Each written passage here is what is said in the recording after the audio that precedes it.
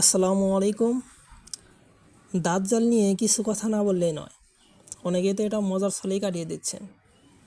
আপনি ভাইবেন না দাজ্জাল আপনার সামনে এসে বলবে আমাকে অনুসরণ করো। দাজ্জাল আসার পূর্বে ফিতনার মাধ্যমে প্রথমে আপনার চিন্তা শক্তিকে ইসলাম থেকে দূরে সরাবে। চিন্তা শক্তি দূরে সরাতে না পারলেও ফিতনায় আপনার চারপাশটা এমনভাবে তৈরি করবে সে নিজে, যে আপনি চাইলেও মুখ দিয়ে আল্লাহ তাআলার যে বিধিবিধান আছে এগুলো আপনি জমিনে পালন করতে পারবেন না।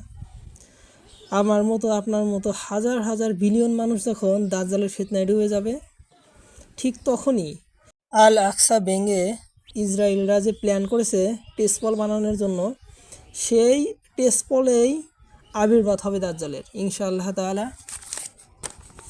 তখন দাজ্জালের ফিতনা এত ভয়ানক হবে যে সমাজের হারামগুলো এমনভাবে হালাল হবে আপনি বুঝতেই পারবেন না কোনটা হারাম আর কোনটা হালাল। আর তখন আলেমদের উপরে এমন একটা অবস্থা শুরু হবে, আমি বলছি না যে 100%-এর মধ্যে 100%ই আলেম ভালো হবে, তার মধ্যে 10% আলেম খারাপ হবেই, কিন্তু ওই 10% খারাপ আলেমের জন্য আমরা পুরো 90 জনকে মিলে তাদেরকে নিয়ে আমরা সমালোচনা শুরু করব। এখনই তো কিছুটা হচ্ছে, তাই না? আর তারপরে গালাগালি তো আছেই।